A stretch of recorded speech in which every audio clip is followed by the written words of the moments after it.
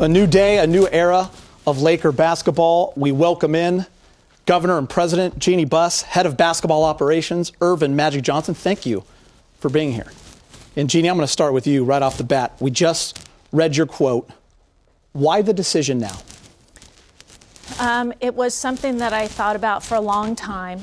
And once the decision became clear in my mind, there was really no reason to wait. Wanted to get on it right away. And, no time like the present. And Magic, you were here a few weeks ago. Yeah. And you said, I'm diving right in. I'm going to be here during the day today. I'm going to gather as much information as I can. What can you share with us that led you to this point? Well, first of all, I think that coming back just to the organization that I love, the Lakers, and then I've known this woman who has been put in charge by her father, Jeanie Buss, and when we sat down for dinner and she asked me to come back, I think the timing was right.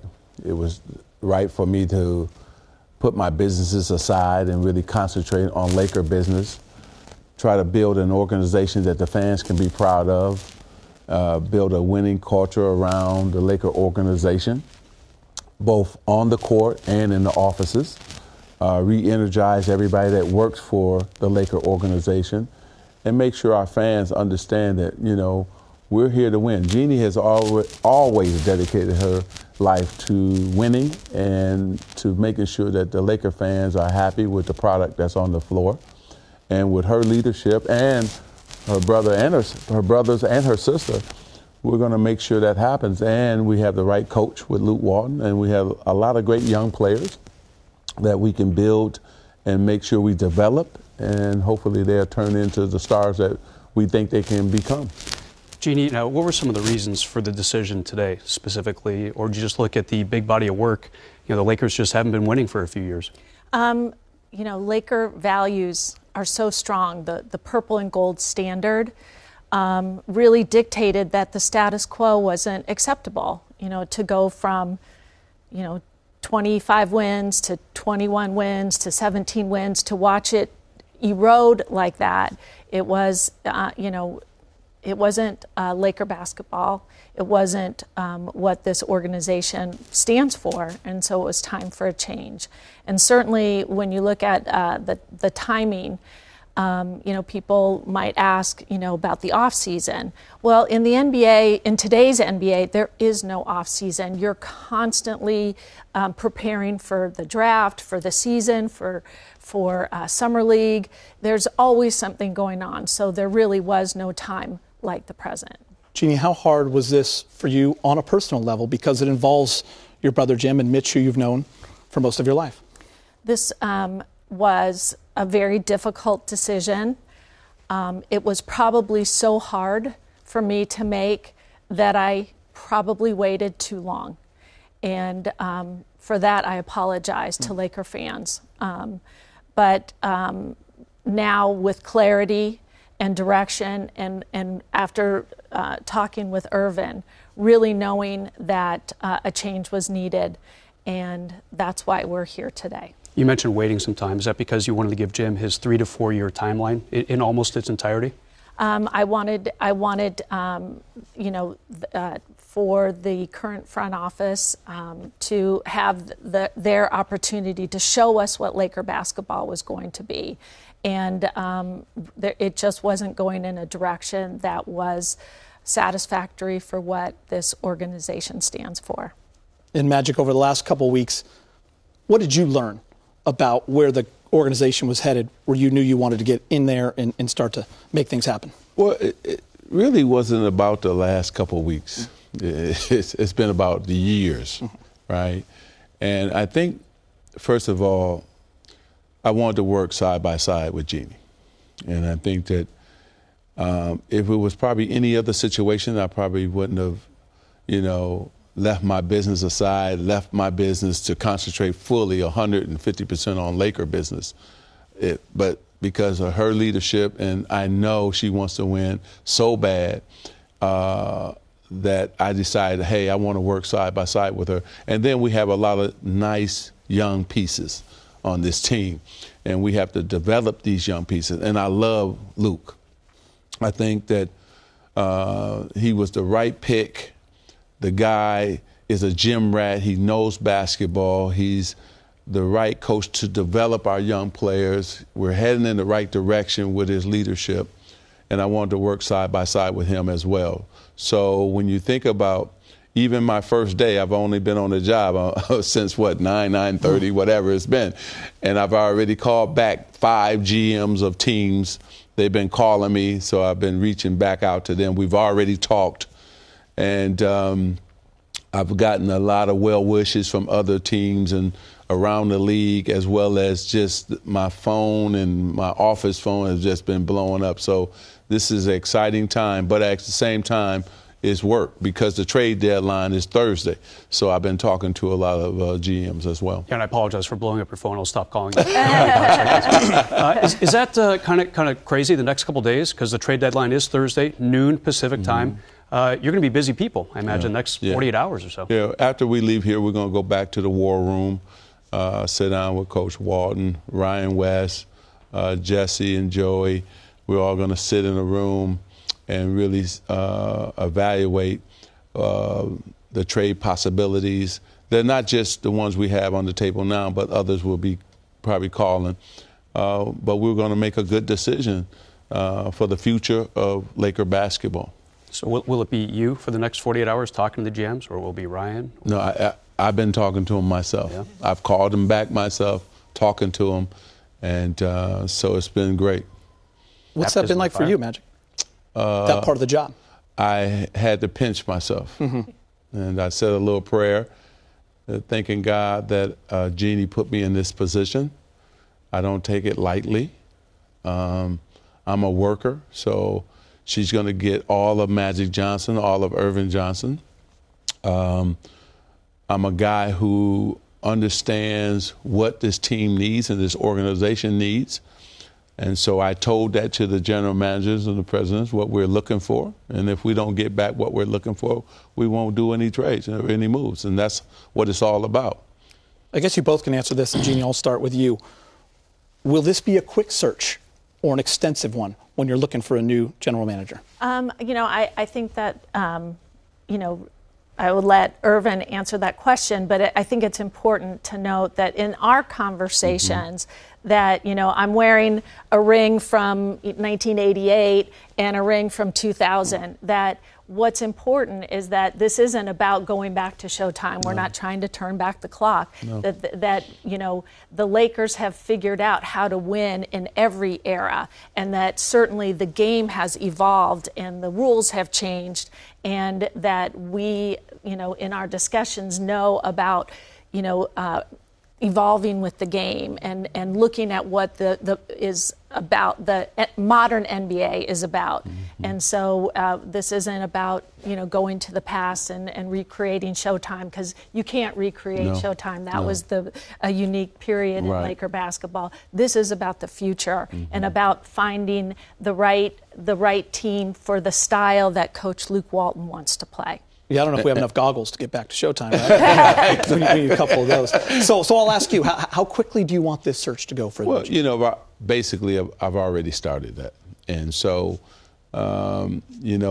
it's not about quick. It's about finding the right person and who understands the new CBA, because this is really important, because to Jeannie's point, this is the new league, the new NBA, and that CBA has made it such.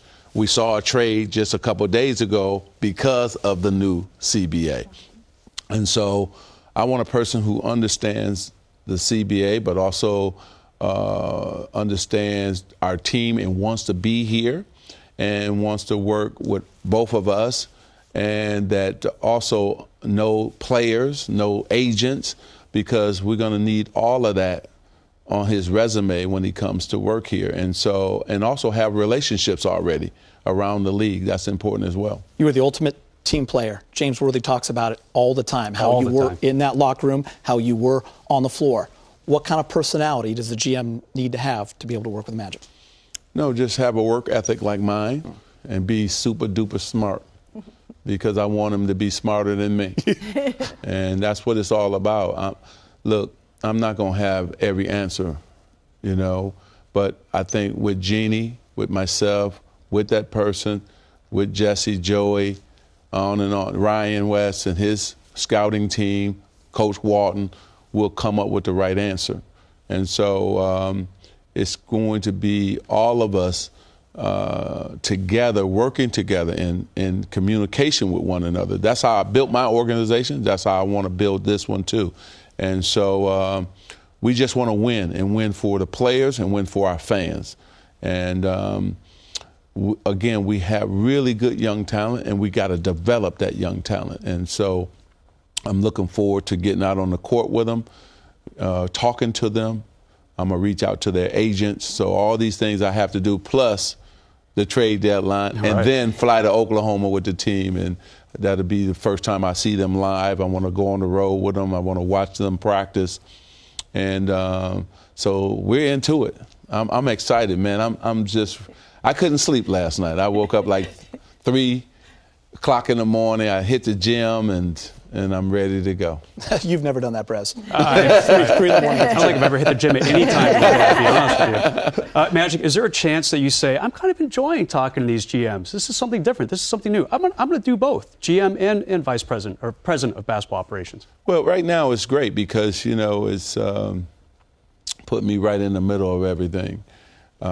If I had the GM in place, of course, he would be talking to him, and then we would, again, put everything on a whiteboard. I work off a whiteboard, and then we'll make a good decision that is good for not only today, but for tomorrow. And that's what we have to do, make decisions that's good for today and good for tomorrow. And that's what I'm looking to do. When you look at the payroll, there's some contracts that go 3 years beyond this season. Exactly. Obviously, some big off-season free agent acquisitions last summer. How quickly can this team turn it around, do you think?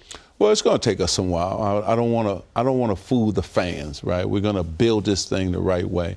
It's not a quick fix. I'm not a quick fix. I can't turn it around tomorrow, or I really would be Magic, right?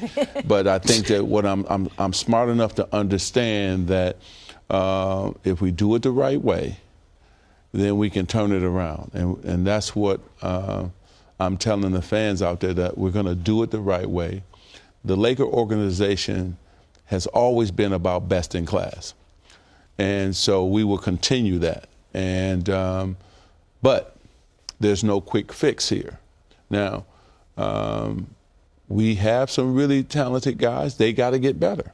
You know, we will use the end of the season and work on that, and then the off season they got to go to work, and then whatever we can do in the draft. And if we have money in terms of the salary cap, we'll add guys then. But it's about, right now, it's just about building the winning culture again. That's what it's about now. And as we get that, then I can make the moves necessary to put us in a place where we used to be, and that's championship basketball. Magic, how hard is learning how to navigate the new CBA? I'm sure that's going to be taken up most of your time as you get acclimated. So thank God for her naming, Jeanie, naming me as the advisor. Because I sat down with Jeanie and our team already working on that weeks ago. Yes. And getting an understanding of that. And then as we bring in the new general manager, both of us will go to school to learn the new CBA and understand the new CBA. And so, but I'm a guy who loves to learn. I love to read. I love to educate myself on what's going on. That's why it's exciting to build the new Laker. It's not about the old, what I did when I played, what Kobe did when he played. It's about this new. And I'm not going to come in telling them old stories about Showtime and all that. It's not about that. It's about them, the new Lakers. It's about having a clear direction and a clear strategy on how we're going to build this organization into a championship organization. And a new practice facility that we're moving into in the summer. Yeah, that's can't wait for that. And I think free agents and our current players are going to be so happy to see this I think, amazing practice facility, better than anybody else in the league. It's not going to be easy for us to get into that, by the way. You got to go through a lot of. Oh, I have no chance of getting good. into it. You might get into it. You're kind of. Magic, what's your short list look like for the GMs? Is it going to be like an outside of the box hire, maybe like an agent or that type of thing, or it will be a current GM whose contract might be expiring, or an assistant type of GM? Well, I think that I'm looking for somebody whose thinking is outside the box and who understands that salary cap and the new CBA is so important, and the new NBA. Because if you don't have a clear understanding of that, you're going to be in trouble as an organization. So, and then also have relationships already, because that's important. That they have relationships with teams, with players, with agents, and with the league. Jeanie, you've had so much support from Commissioner Silver and other owners around the league throughout the years. Have you reached out to him or him to you with the new direction of the Lakers? Yes, I spoke to Adam over the weekend, and again, he texted me today, and he's very supportive. He's a big fan of Earvin's, and it's important. The Lakers are one of the marquee brands in all of sports, and we haven't been in the playoffs, we haven't been relevant for a few years, and it's important to have a team like the Lakers represent our market well. When you sat down with Magic for your annual dinner last month, did you know going to that dinner you're going to ask him to join the club, or did it just kind of evolve during that meal? It evolved from that, and really what it was that Earvin called me because of my announcement about my relationship with Phil Jackson ending, and he called me to see how I was doing. And just to, he is like family to me, that I've grown up with him, and he was worried about me. And I said, well, let's have dinner soon. And so we had dinner in January. And that's really where it just seemed that the connection was right, and, started talking and brought him in as an advisor. And it's just, I think everything has just kind of opened up the right way, and the timing is right, and I couldn't be happier and more proud. I think Dr. Buss would be really smiling right now seeing us together. And she doesn't get to have to adjust or learn a new person. I don't have to adjust or get to know a new owner, right? She's my boss, but my sister at the same time. So I think it works out great because we already know each other, and we're both driven to win. We're both competitors. We want to get this franchise headed in the right direction. You mentioned the youth earlier, the young players. You've had about 3 weeks since you joined the team. What has been your analysis of the players individually? We're talking Ingram, D'Angelo Russell, Julius Randle, and some of the other young guys too. I think all three of those guys, when you think about the ceiling is so high for Julius Randle, you think about D'Angelo, and you can see him coming, getting better and better. And Brandon, I just love him. I think he does so many things to affect a game, right? And he's all over the place. He can play great defense. He can block shots. He can take it coast to coast. He can make good passes. He can shoot from the three-point line. And we can see his confidence getting better and better, and I'm happy about that. Then Clarkston, I love. I think he can be one of the best defenders in the league. I mean, right now we're looking at his offense, but I think he can be one of the best defenders in the league once he put his mindset to that, right? And then we still got guys, that big man down middle, I'm going to call him Big Z, Zubac. I think he has really established himself as a quality backup center, and I would like to see him get even more minutes. I want to see how many minutes can he play? That's going to be important. Can he get his body used to playing 30 minutes a game, 25 minutes, So I think Luke is really going to work with him to see how we can develop him. And then Larry Nance Jr., the guy, he reminds me of a guy who filled up the stats and you just didn't know he did all those things, right? You don't know that he had 8, 9 rebounds. You didn't know that he scored 10 points, and then he shut down the guy that he was guarding. He's one of the smartest players, not just on our team, I think in the league. You can see his father taught him a lot. He's a true team guy. Yes, Yeah. yes, and I love him. I like to call him, if I can interrupt, what do you need? Yes. The guy that goes, what do you need, Yeah. Coach? What do you want me to Just do? put me in. Rebound, defense, scoring, He's what that do you guy. want? Yeah. He's that guy. We had a guy like that named AC Green. That's right. Just, when you think about AC, I think you're right. And so when you look at our team, and then you still got great veterans. When you think about Lou Williams, Dang, Nick Young, these guys, Moscow, we still have great veterans to mix in with the young guys. So I'm excited about the future and our team. Now it's really seeing how they practice. So that's why I'm going on the road. I want to see how they practice, how they prepare for a game. That's really important. And then to see how they really, it's one thing to see it on TV, how you respond to things, but it's another thing when you're right there in person to see how they respond to the pick and roll or to a player who's had a hot streak and what adjustments do. I'm not talking about the coach make, because I can see that, but also what adjustments the players make on the fly on the court. Magic, I know you can't. Sorry, brother. I know you can't give us specifics, but Lou Williams' name is out there in trade rumors. The Lakers were mentioned with Boogie Cousins. So I'm going to ask you this: how active are those phones right now? Are they ringing a lot? Yeah, they're ringing. Okay, they're ringing definitely. And again, I returned 5 of them just before I came here.